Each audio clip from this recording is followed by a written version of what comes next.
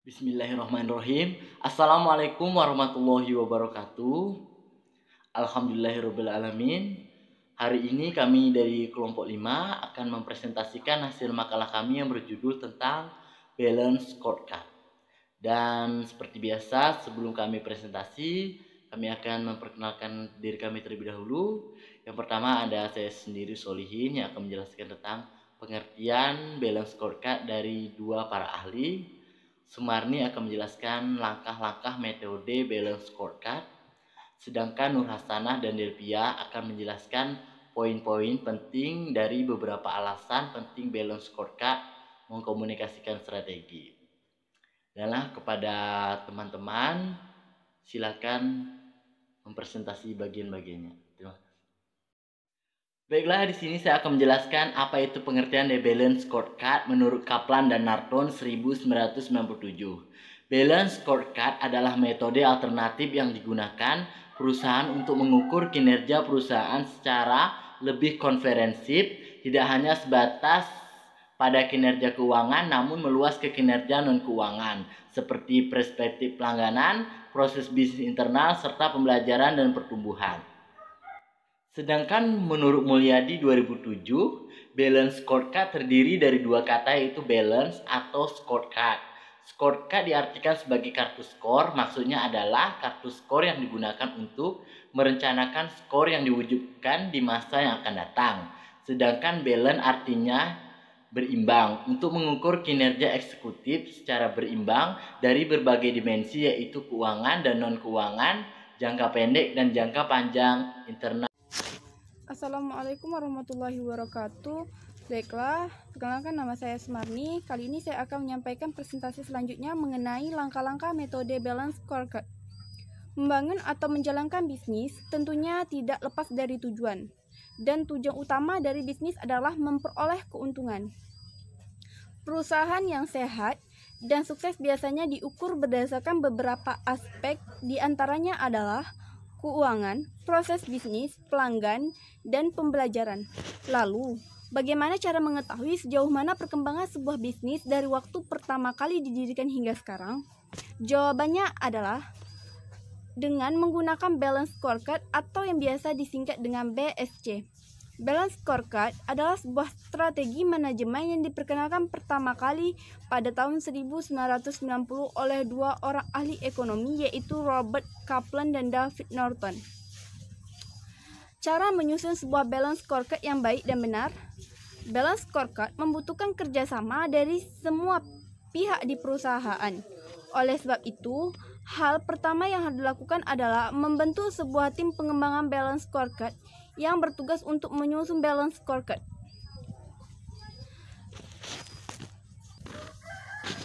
Di samping menyusun balance scorecard, tim ini juga bertugas memberikan pemahaman kepada seluruh anggota perusahaan mengenai tujuan dibuatnya balance scorecard. Jika perlu, training tambahan mengenai balance scorecard kepada seluruh anggota tim penyusunan BSC bisa dilakukan untuk memperdalam pemahaman dan menyamakan persepsi mengenai apa itu BSC dan bagaimana seharusnya proses balance scorecard dilaksanakan.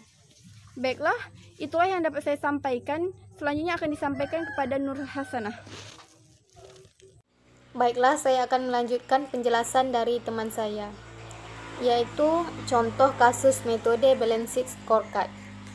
Balance scorecard merupakan suatu sistem manajemen, pengukuran, dan pengendalian yang secara cepat, tepat, dan komprehensif dapat memberikan pemahaman kepada manajer tentang performance bisnis. Manfaat yang didatangkan dengan menerapkan BSC sebagai alat ukur kinerja terhadap perusahaan dilihat dari perspektif yang dicakup olehnya sebagai berikut.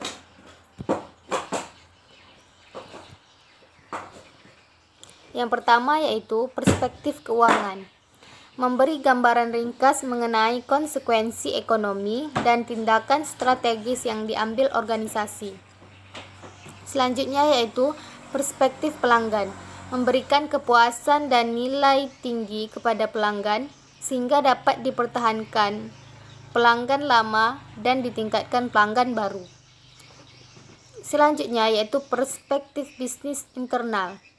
menjaga adanya proses bisnis yang memungkinkan perusahaan menjaga efisiensi dan produktivitas proses operasi dengan memanfaatkan teknologi terbaik dan cara-cara yang paling tepat.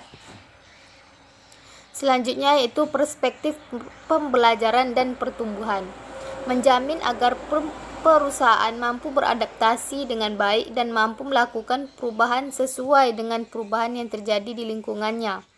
Keunggulan perencanaan strategis menggunakan BSC sebagai alat penyusunan rencana strategis perusahaan adalah dihasilkannya sasaran strategis yang komprehensif, koheren, terukur, dan seimbang. Beberapa alasan pentingnya BSC mengkomunikasikan strategi yaitu menerapkan visi masa depan organisasi ke seluruh perusahaan sehingga menciptakan pemahaman yang sama, menciptakan model yang holistik dan dari strategi yang mengizinkan semua karyawan untuk melihat hubungan kontribusi mereka terhadap organisasi. BSC berfokus pada perubahan. Jadi, jika tujuan dan ukuran yang tepat sudah diidentifikasikan, akan kemungkinan pelaksanaan berhasil akan sangat besar. Performance Management System di PT Kojo. PT Kojo adalah perusahaan yang bergerak di bidang properti migas yang beroperasi di wilayah Kalimantan Timur dan Riau. Klien PT Kojo terdiri dari para kontraktor migas seperti Schlumberger, BJ Service, EMI, dan lain-lain. PT Kojo menerapkan performance management system dengan pola dua kaki, yaitu manajemen by objective dengan mengimplementasikan balanced scorecard dan manajemen by values melalui kompetensi model.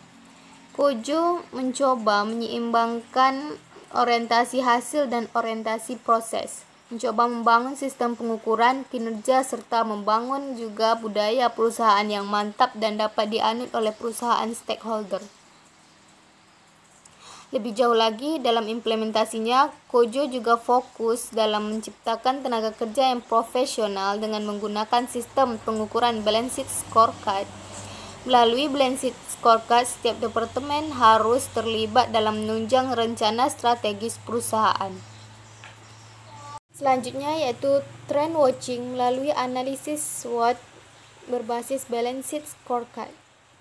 Mengawali proses balanced scorecard, Kojo melakukan analisis SWOT dengan berbasis balanced scorecard sehingga didapat sebagai berikut. Terdapat kondisi yang mendukung dilakukannya perancangan dan penerapan BSC, yaitu yang pertama, kondisi pertama yang mendukung penerapan BSC adalah PT Kojo memiliki visi dan misi yang jelas dan mudah dipahami serta dituangkan dalam konsep-konsep strategis yang gamblang. Kondisi kedua yaitu struktur organisasi PT Kojo yang didominasi oleh kelompok-kelompok fungsional atau urusan-urusan dan grup-grup relatif berhasil mengurangi hierarkisme organisasi. Selanjutnya, kondisi ketiga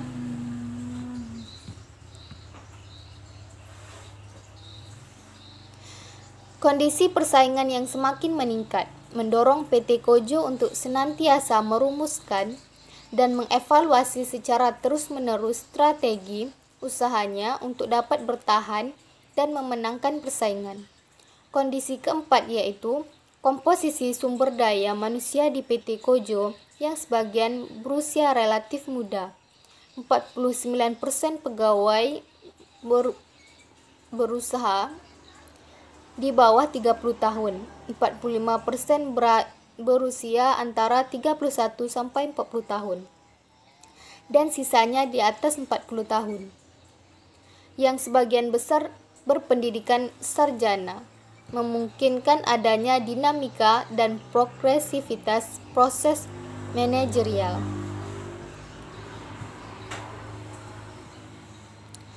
Dengan kondisi-kondisi seperti tersebut di atas, maka PT Kojo sangat tepat untuk segera menerapkan sistem strategis manajemen berbasis BSC yang dapat digunakan sebagai suatu sistem pengukuran kinerja yang komprehensif dalam melihat kinerja perusahaan dan berbagai sudut pandang yang sangat seimbang.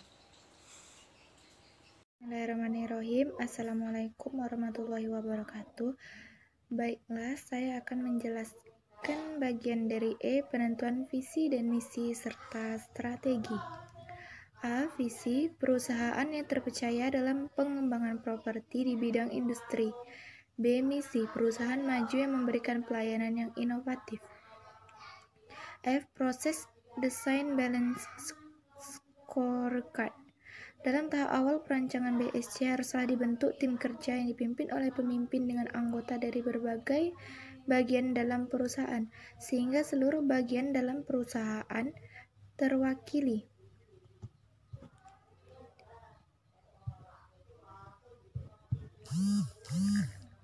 G. Penentuan strategi. Tahap selanjutnya adalah penentuan strategi yang akan digunakan oleh PT Kojo dalam menjalankan usahanya. Model ini menunjukkan dua variabel untuk menentukan strategi. H. Pemilihan perspektif dan penentuan sasaran strategis. Penentuan perspektif yang akan digunakan untuk menjabarkan strategi ke dalam istilah-istilah operasional.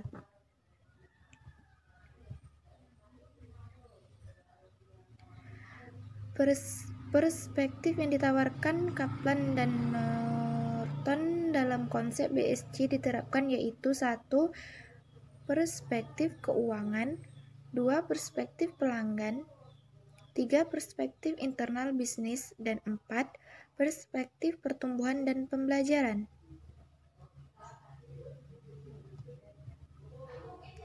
Dari berbagai data yang ada seperti data perancangan,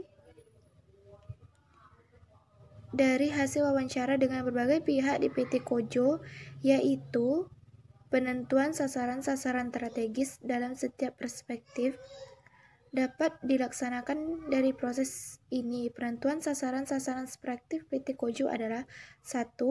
Meningkatkan pendapatan melalui proyek konstruksi dan efisiensi. 2. Meningkatkan mutu pelayanan kepada klien. 3. Meningkatkan jumlah workshop untuk disewakan.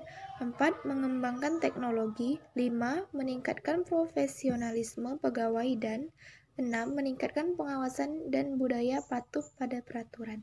Baiklah, selanjutnya akan dilanjutkan oleh teman saya. Kesimpulan yang dapat diambil dari materi kami adalah bahwa BSC adalah suatu metode yang bisa dibilang jauh lebih baik daripada metode konvensional, dikarenakan tidak hanya mengukur aspek finansial semata, tapi juga dapat mengetahui parameter lain yang dapat menghasilkan profitabilitas bagi organisasi di masa yang akan datang, sehingga dapat menjaga sustainabilitas organisasi yang lebih terjamin. BSC mempunyai beberapa keunggulan dan kelemahan tersendiri.